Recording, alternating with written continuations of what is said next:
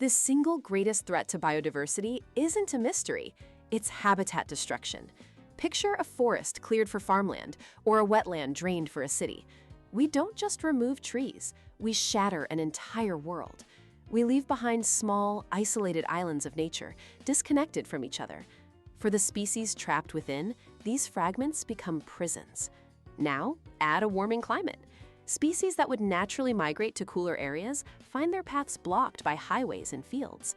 The delicate timing of nature falls apart. Flowers bloom out of sync with their pollinators. Migrations miss their peak food sources. These weakened, isolated populations then face a chemical assault. Pollution from our industries and farms seeps into the soil and water, reducing survival and crippling reproduction. Toxins build up through the food chain, hitting top predators the hardest. This disturbed, poisoned landscape is the perfect entry point for invasive species. Lacking natural enemies, these newcomers can spread aggressively, outcompeting native life for what little resources remain. It's a cascade of crises, each one amplifying the others, and it demands a holistic response: sustainability.